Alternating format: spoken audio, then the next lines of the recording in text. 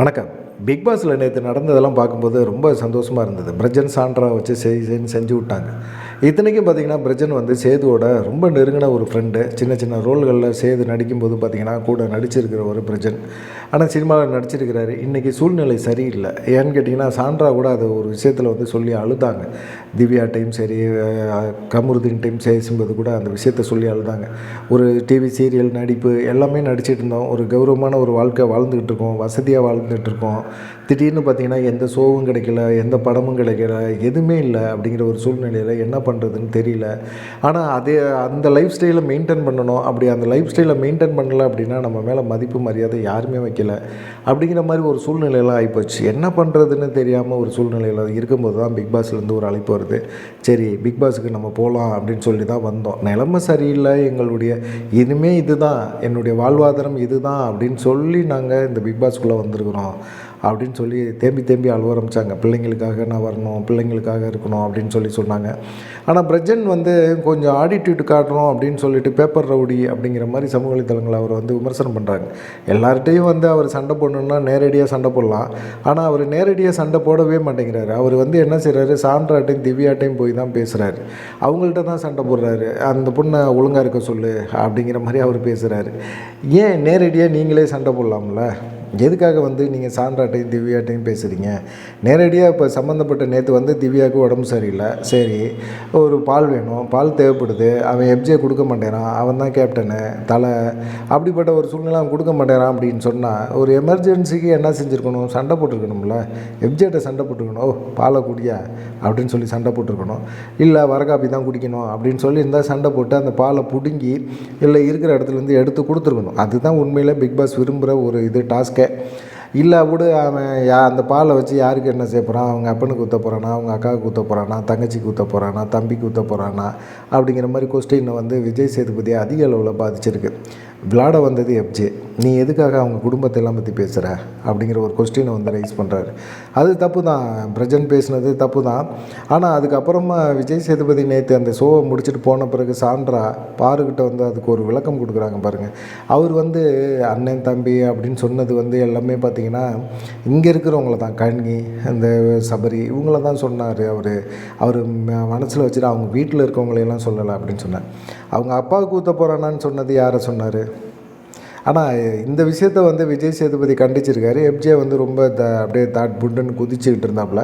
அது இல்லாமல் பார்த்திங்கன்னா, எஃப்ஜே கூட எங்கள் ஏரியாவில் வந்து எங்கள் அப்பா பேரை டேய்னு எங்கள் அப்பாவை பார்த்து டேய் அப்படின்னு ஒரு வார்த்தை சொல்லி பார்த்துட்டு இவர் உயிரோட வெளியே அவரை சொல்ல பார்க்கலாம் அப்படிங்கிற மாதிரி எஃப்ஜே குதித்தது இதெல்லாம் ஏற்றுக்கவே முடியாது. ஏன்னா ஒரு விஷயத்த வந்து ஒருத்தர் ஹோஸ்ட் பண்ணுறவர் வந்து கண்டிக்கிறாரு, அவர் பேசியிருக்கிறாரு. இது எஃப்ஜேக்கு தெரிஞ்சாலும் பேசலை.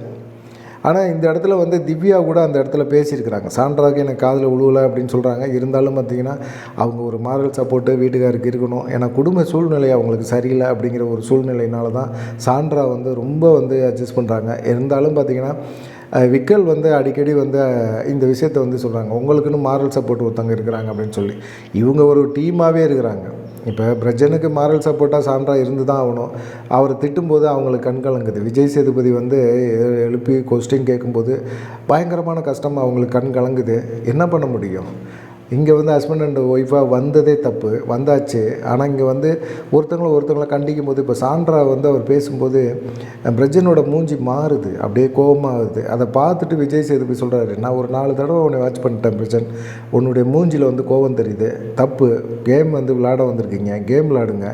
அதை விட்டுட்டு நீங்கள் உங்கள் இஷ்டத்துக்கு இருக்கணும்னு நினச்சிங்கன்னா அதுக்கு உள்ளே வந்திருக்கக்கூடாது, வந்துட்டீங்க, நீங்கள் வந்து உங்கள் கேமை விளையாடுங்க அப்படின்னு சொல்லியிருந்தார். இதெல்லாம் பார்க்கும்போது பாவண்டா வந்து மாட்டிக்கிட்டானுங்க. குடும்ப சூழ்நிலை காரணமாக தான் வந்து மாட்டியிருக்காங்க, பொழுதுபோக்குக்காக வரல. ஆனால் வந்து பிரஜனும் சரி சாண்ட்ராவும் சரி தனித்தனி கேமை விளாடணும். ஆனால் என்னென்னா பிரஜனை பொறுத்த வரைக்கும் சாண்ட்ரா விளாட விட மாட்டேங்கிறாரோ அப்படிங்கிற மாதிரி தான் தோணுது. ஏன்னா ஒவ்வொரு ட்ரிப்புமே பார்த்திங்கன்னா அவர் போய் வாலண்டியாக போய் சாண்ட்ராட்டையும் திவ்யாட்டையும் தான் கோவப்படுறாரு. யார்கிட்ட கோபத்தை காட்டணுமோ அவங்கள்ட்ட காட்ட மாட்டேங்கிறார். எஃப்ஜே பால் பாக்கெட்டு தரலையா, அவங்க எஃப்ஜேட்ட சண்டை போட்டிருக்கணும். அதை விட்டுட்டு திவ்யாட்ட வந்தோ இப்போ சாண்ட்ராட்ட வந்தோ கோவத்தை காட்டுறது, பாருட்ட காட்டுறது இதெல்லாம் நல்லதே கிடையாது, நல்லது இல்லை. அதுதான் வந்து சொல்ல வந்தார் விஜய் சேதுபதி. உங்கள் கேமை நீங்கள் விளையாடுங்க. திவ்யா நீங்கள் வந்து சாண்ட்ரா கேமை சுத்தமாகவே இது பண்ணிட்டீங்க. சாண்ட்ரா நீங்கள் திவ்யாவை பார்த்தீங்களா, திவ்யா வந்து கரெக்டாக அவங்களுடைய வேலையை அவங்க பார்த்தாங்க. அவங்க வந்து அழகாக எஸ்கேப் ஆகிட்டாங்க. அவங்க பாருங்கள் உடம்பு சரியில்லை அப்படிங்கிற ஒரு காரணத்தை சொல்லிட்டாங்க. ஆனால் பிக் பாஸ் என்ன செஞ்சுருந்தார், உங்களுக்கான டாஸ்க் ஒன்று கொடுத்துருந்தார். என்னது, வீட்டை சுத்தம் பண்ணுறது, பாத்திரங்கள் கழுவுறது, டாய்லெட்டை க்ளீன் பண்ணுறது, எல்லா வேலையும் நீங்கள் 2 பேர் தான் பார்க்கணுன்னு பிக் பாஸ் உங்களுக்கு ஒரு டாஸ்க்கை கொடுத்தாரு. ஆனால் நீங்கள் அதை கவனிக்கலை. ஆனால் வந்து திவ்யா வந்து உங்களை மாட்ட விட்டுட்டு அவங்க எஸ்கேப் ஆகிட்டாங்க. அவங்களுக்கு வந்து நல்லா தெளிவாக விளாடுறாங்க. நீங்கள் இண்டிவிஜுவல் கேம் விளாடுங்க. அவங்க வந்து பேஷண்ட், அவங்க வந்து நோயாளி, அவங்களுக்கு தலைவலி, வாந்தி அப்படின்னு சொல்லி அவங்க தப்பிச்சிட்டாங்க. ஆனால் நீங்கள் அவங்களுக்கு சப்போர்ட்டாக இருக்கிறேன்னு சொல்லி உங்கள் கேமை இது பண்ணிட்டீங்க. இதை வந்து விக்கல் வந்து தெளிவாக எல்லாத்தையும் காட்டிட்டார். நாங்களும் அதை பார்த்தோம். பாத்திரம் விளக்காததை பார்த்தோம். அவ்வளோ பாத்திரம் போட்டு வச்சுருக்கீங்க, சமைக்கலை, கெஸ்ட்டு வந்தனால சமைச்சிங்க. இப்படி நிறைய விஷயங்களை வந்து பார்க்கும்போது உங்கள் கேமை நீங்கள் விளையாடல சாண்ட்ரா. நீங்கள் அதை பாருங்கள், உங்களை வச்சு கேம் விளாடுறாங்க, நீங்கள் இண்டிவிஜுவல் கேம் விளாடுங்க அப்படிங்கிற மாதிரி சொன்னாங்க. கரெக்டு தான், எல்லாமே கரெக்டு தான், என்ன பண்ண முடியும் அப்படின்னு சொல்லி அவங்களுமே யோசிக்க ஆரம்பிச்சிட்டாங்க. ஏன்னா வாரத்தில் வந்து சாண்ட்ரா விளாண்ட கேம் இருக்குல்ல, அது சூப்பராக இருந்தது, மாஸாக இருந்தது. சாண்ட்ராட்ட வந்து அதை எதிர்பார்த்தாங்க, சாண்ட்ரா ஒரு தனிப்பட்ட முறையில் இண்டிவிஜுவலாக கேம் விளாடுவான்னு சொல்லி. ஆனால் வந்து பார்த்திங்கன்னா அவங்க வந்து வன்மத்தோடு விளாடுறாங்களோ அப்படிங்கிற மாதிரி தோணுது. சாண்ட்ராவோ பிரச்சனோ 2 பேரில் யாராவது ஒருத்தவங்க வெளியேறினாங்கன்னா அந்த கேம் இன்னும் கூட சாண்ட்ராவோட individual game விளாடும். Prajan வெளியேறிட்டாப்புலன்னா சாண்ட்ராவோட individual game வந்து கொஞ்சம் நல்லா வரும் அப்படின்னு சொல்லி எல்லாருமே எதிர்பார்க்குறாங்க. ஏன்னா அந்தளவுக்கு பிரஜனோட செயல்பாடுகள் வந்து கொஞ்சம் இதாக தான் இருக்குது. சாண்ட்ரா விளையாட விட மாட்டேங்குது. அடிக்கடி வந்து சாண்ட்ரா கூட வந்து அவர் பேசிட்டு அப்படி இது பண்ணிகிட்ருக்காரு. அதை தாண்டி பார்த்திங்கன்னா நேற்று கூட எல்லாமே பேசிகிட்டு எல்லாம் போகிறாங்க. பிரஜன், சாண்ட்ரா, திவ்யா 3 பேருமே படுத்துருக்குறாங்க.